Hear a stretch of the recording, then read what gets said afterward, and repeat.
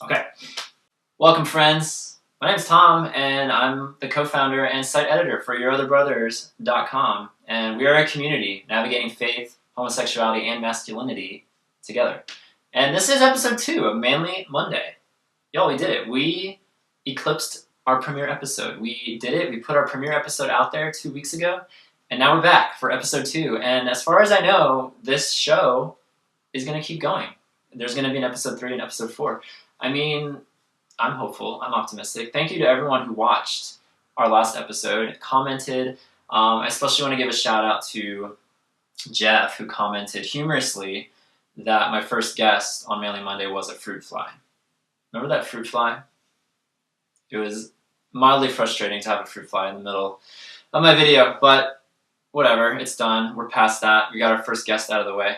And I'm excited to do more of these Manly Monday videos to, as I described last time, share some stories, share some scripture reading, put some challenges out to you guys, and then do a little recap, a little roundup of what's happening in the Your Other Brothers community. So let's get started. So today I want to talk about something that's near and dear to my heart and very pivotal, actually, to my journey navigating faith and homosexuality. And it goes back to a conference that I attended back in 2009, which was so long ago now, 9 years ago almost. It was a pivotal conference for many reasons, not the least of which being I met a lot of my other brothers at this conference, in the flesh, in person, for the first time after knowing them online for many months. And it's strange to think back on my life 9 years ago because that was a completely different world, a completely different life. Navigating faith and homosexuality and writing about it and talking about it, speaking about it with other people, that was so new and so foreign to me. Now I remember very vividly the first few moments of this conference, waiting in a long line to register at a table, knowing that everybody that was there was there for the same reason. Everyone there could look at me and know my deepest, darkest secret that I've ever kept from anybody. And so it was kind of strange and surreal in both positive and negative ways when I was first signing into that conference and meeting people for the first time, going to the dining hall and eating meals with people that we all share this common issue, this common struggle, this common bond, whatever term you want to put on it. But that conference was pivotal because it did normalize humanity for me. I used to think I was so different and cut off, and it very explicitly showed me that I wasn't alone, that none of these people were alone, and there were hundreds of people there at this conference. One of my biggest takeaways as far as just how I approach life and how I approach sin and temptation, what came from a speaker. And one of the presentations that happened that week, he actually did a Q&A, like a rhetorical question with everyone listening. And he said, what do you call a man who falls 7 times but rises 8 times? The answer comes straight from Proverbs, actually. And the answer is a righteous man. And for some reason that really resonated with me. That verse, I'm going to read it in a second, but that verse has totally changed the way that I approach sin and temptation. Because up until that point, when I would fall with pornography, when I would have pornography binges, and when I would watch things that just kept me up all night, left me literally shaking in the morning. I've written about like the hangover in the morning after a long night pornography binge, and like literally shaking in the morning because I'm just like so overrun with guilt and remorse and overwhelmed by this addiction. I used to look at my life in such drastic ways, like if I fall, oh my gosh, I'm so far from God. I'm so far away from where I need to be, where I should be. And it's like this life or death thing where I look at pornography if I only watch one pornography video, it's going to lead to 17 more and hours more. And so I like go down this long slope and I feel like I'm so far away from God and I'm so far away from the man that he made me to be and I'm supposed to be. But hearing that verse phrased that way at that conference that year in 2009, it really put it into perspective that a man who gets up that 8th time, he isn't a good man, he isn't a perseverant man, he isn't like a respectable man, he's a righteous man. And that word righteous, like that's a pivotal, huge word. And it's a word that I need to hear more often. Like, okay, I'm going to fall once, I'm going to fall twice, I'm going to fall 7 times. But you know what? I'm going to get up on that 8th time. I'm going to continue this journey that I'm on. I'm going to continue after my Creator, after my Savior. I'm going to follow Him. I'm going to go further, even though I've fallen all these times before. I mean, up at this point, I'm 30 years old, and I've fallen 7 times 7 times 7 times 7 times. But I'm determined to keep getting up, and I believe that there is something better for me than anything pornography can offer, anything else that's negative on the internet, anything else that can call my name and beckon me away can offer. And I hope that that can encourage you. I'm going to read that verse, Proverbs 24:16. It's one of my favorite verses in all the Bible. And it says, "For the righteous falls 7 times and rises again, but the wicked stumble in times of calamity." So I hope that that can be an encouragement to you, that if you're stuck in this rut, in this cycle where you fall and you get up and you fall and you get up and you feel like you're not really getting anywhere, you're not going anywhere. The point is that you're getting back up. And that's huge because so many people don't. They don't get back up. And if you do get back up, if you are continuing to chase after your Creator, after your Savior, it's written right here, you're a righteous man. And that's something that seems undeserving. It seems like, no, but wait, I've fallen all those other times. But it's like, no, no, you're not.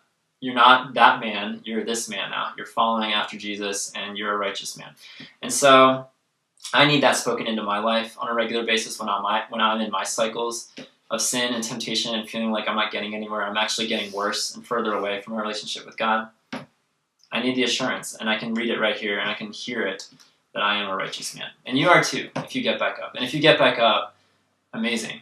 Like, it's so hard to get back up. And so I hope that encourages you to get back up, because we need to. We need to get back up for ourselves. We need to get back up for each other and inspire each other on this road, because we are, as our site tagline goes, navigating these issues, these hard issues of faith, sexuality, and masculinity together. So let's continue on with this challenge. I neglected last time on our premiere episode to put out a challenge to all of you guys who are watching. And I guess last time was more of an introductory episode.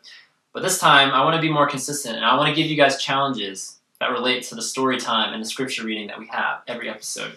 And so for this time, I want you guys to tell us, and you can tell us in the comments. You can either comment below on this video, or if you go to yourotherbrothers.com/video, find this episode post and comment. What do you do after a fall? I'm curious about everyone's processes, like when you go through a porn binge, or maybe something worse. Maybe you go and seek out somebody that you shouldn't seek out, or find some sort of web chat or an app on your phone that you shouldn't be accessing, or ultimately doesn't prove fruitful in your life. I'm curious what your process is after. I'd like to hear your perspective. The challenge, though, that I want to put out is to change it up. Whatever your process is, change something up. So whenever I'm not saying you should fall this week or sin this week. That's not what I'm saying. It's not what I'm saying. What I am saying, though, is next time you do fall, I want you to keep this in the back of your head. What can I do differently, and how can I approach this differently? Simple things that I do from working with troubled youth in therapeutic environments. Breathing is huge, y'all. I don't know if y'all breathe, but it's a good thing to do. And I recommend breathing, like deep breaths in and out, being very super intentional about why you did what you did, what triggered it, what feelings you were feeling. And this could come in the form of journaling. People love to journal. I'm a journaler myself. Some people, I actually do this myself. I talk in the car. So I'm driving somewhere and I'm talking in my car, analyzing what just happened. Like when I had a binge, or I had an improper chat with somebody, or whatever. I actually go through and talk out loud. Why did I do that? Why did I do what I did? What was I feeling? What negative things maybe might have triggered such a thing? Or what situation did I put myself in to make that become a reality? I would like people to be a little more analytical about why they do what they do. Because I find when I can figure out why I do what I do, I can do a couple of things and help me prevent it for next time and change certain situations or whatever, or anticipate potential situations that I'm going to fall. But I think it's just good to verbalize what's like murky and hidden inside our hearts and bringing light to it. And so that can also obviously include confession with someone else. And that's another thing I'm curious about. Do you guys confess when you sin, when you mess up? So that's my challenge to you. Next time you struggle with something, you sin, you go too far, I want you to try mentally, intentionally, switching up whatever follow-up routine you do usually. And then see what happens. Be a little more analytical and intentional, and I think it may help you in the future. It's helped me to know why I fall when I fall. It's helped me, and I hope it helps you as well. And I hope you rise as well. There's that fruit fly again. Alrighty, so now it is time for our bi-monthly/bi-weekly State of the Yob. And this is where we just go around our website and talk about latest things to hit our site, latest discussions, latest features. on yourotherbrothers.com. So first, our blog, yourotherbrothers.com/blog. You can go there and read all of our posts. Some of them are recent ones that I wanted to highlight. There's one called Our Sexuality Doesn't Make Us Friends by Dean Samuels. And I love this post because it's a little controversial in the sense that, because we're all SSA or gay identifying or whatever label you want to put on it, because we have this intrinsic core thing in common, we should therefore be best friends all with each other. And yes, on one hand, there is a camaraderie element it's been easier for me to connect with other guys in this community, a lot of times way easier than people in my day-to-day real life. But that doesn't necessarily mean we're going to be best friends or even friends at all, really, because there are other aspects of our humanity, as Dean well points out in this post. So I highly recommend that. Our Sexuality Doesn't Make Us Friends. Matt, one of our other bloggers who has a very distinct voice and perspective, and I love the things that he brings to this community. He's got a couple posts. He's writing a series right now about his hard year last year. He had a really difficult year, and so he's in the middle of a post series right now. You can check out one of his posts called Training for the Trial I Wasn't Yet In, followed up by Prostitution on the Prowl Again. And it talks about Matt's hard journey with jobs, finances, friendship, and as the second post gives you an indication of, sex addiction and prostitution. So definitely check that out. Matt is super vulnerable and bold. I love his voice and the way he approaches his faith. And I hope you guys are encouraged by his story. Another one by Marshall, How an Alpha Male Became My Friend. Marshall is an older guy in our community, and he's also in the middle of a series right now talking about an alpha male friend of his. And it's really fascinating because they are complete opposite personalities.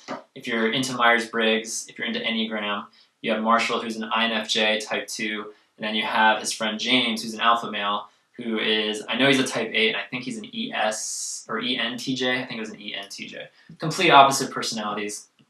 Definitely worth checking out if you're into finding stories about opposite friendships and how to make opposite friendships work, whether they're macho, alpha male types or not. It's a story worth checking out, so definitely check that one out. And then the one I wanted to highlight especially, getting a lot of traction on our site, is Bro Cuddling, A Beginner's Guide by Eugene Heffron. And last time on Manly Monday, I actually brought up his previous post called Let's Talk About Bro Cuddling. So in the first post, he talks about his experience, like diving into the waters of cuddling with another man and how it didn't turn out so well in one situation and how it turned out really well in another situation. In this follow-up to that post, Eugene is amazingly talented. He writes these 5 tips for bro cuddling and his experience of cuddling with other men in a healthy, safe environment. They're worth checking out. If that concept of cuddling, I think that's a supercharged word. People have a strong reaction to it, one way or the other. It's a very vivid word. And if you have any questions about it, if you're intrigued by that, I encourage you to check it out. He lists 5 tips for bro cuddling, and they're pretty excellent, I must say. And if you have thoughts on it, I'm sure you do, please comment on that post. Our last podcast, you can go to yourotherbrothers.com/podcast, find all of our podcast episodes there. We're also on iTunes, Stitcher, Google Play, pretty much any major podcast app you can find Your Other Brothers podcast. But on the last episode of the Yobcast, we talked about physical touch, and it's actually the first in a 2-part series on physical touch. It was me, Elliot, and Bradley, one of our other brothers, and we talked actually for a really long time. It was originally only going to be a 1-episode episode. It was only going to be a single episode. And actually, we wound up talking for about 3 hours, and we were like, well, clearly that's going to be a 2-parter. And I'm really excited for this 2-part series because we finally talk about physical touch. People have been wanting us to talk about it for a really long time. And we cover a lot. So you can listen to the first episode now. It's on our site, and it's on iTunes and all these other podcast players that you can find out there on the World Wide Web. And worth a listen. We talk about love languages and our journeys with physical touch in this part 1 episode. So please check it out and comment your story if you want it. It'd be cool if you did. Tom is not prepared, clearly. Here we go. Get back in the zone. And now, let's close out the show by diving into our mailbag.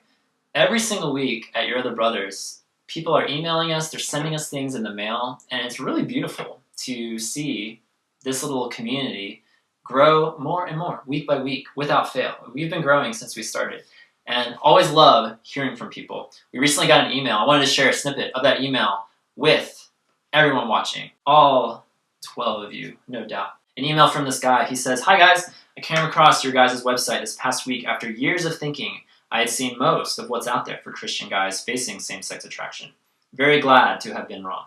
As I've been reading through the website and listening to a few of the podcasts, I've been really encouraged by your bravery to put yourselves out there for the benefit of others and ultimately the kingdom. It nearly brought tears to my eyes when I listened to your first podcast." And it almost brings tears to my eyes, honestly, reading comments like that. Like, I love that stuff that we do, blogs that we write, podcasts that we record, and even videos now that we film are making a difference out there. That encourages me and blesses me and our entire crew that puts all this together, all of my other brothers in this community. So thank you for sending us that email. If you're encouraged by what you see at Your Other Brothers, you can email us anytime. And if you're watching this video, you're discovering us through the world of YouTube, or YobTube, as I like to call it. Please, I would love to hear from you. We all would love to hear from you. You can send us an email at manlymonday@yourotherbrothers.com. Please send us an email, and we may read parts of it on the show if it's particularly, I say, either inspiring or hilarious. I know last time we talked about a guy who was listening to our podcast while on public transit and was laughing, thus scaring his fellow transporters. So you can be hilarious or inspiring, and you may have part of your email read on the show. Thank you. You can also write to us, by the way. We have a P.O. Box, P.O. Box 843, Asheville, North Carolina, 28802. And if you send us something in the mail, we are liable to put it on the air. Like this. You guys, do you know what this is? This is like, I don't even know what shape this is. Is it an octagon? I think it's an octagon, y'all. No. It's a hexagon. It's a hexagonal prism, I believe, if my geometry skills are proving correct. But someone recently sent us this hexagonal prism of tea. This is tea, y'all. I'm actually drinking it right now. I'm drinking the pomegranate green tea right there. And one of our faithful yobbers, one of our faithful followers, sent this in. We've been tearing through it. I mean, I try a different one. It seems like every other day, and there's so many options, still untouched, undrunk by me. So thank you for sending us this tea. We love tea here at the Other Brothers household. So feel free to always send us tea.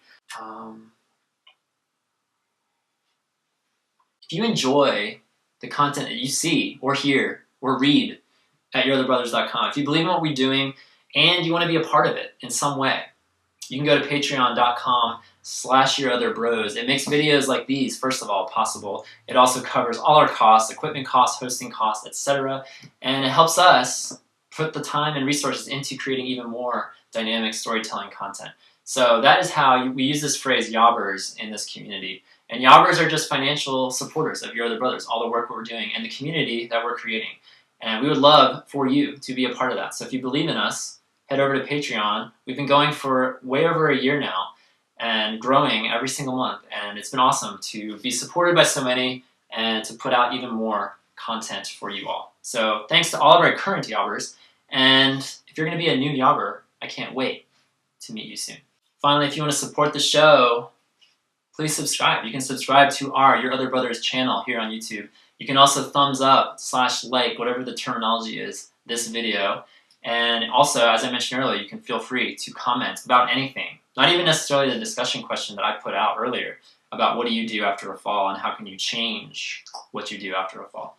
And you could comment on anything you see in the background, my appearance, what I'm drinking. The comment section is all yours. All right, so in closing, I'm fine coming up with my own sign-off.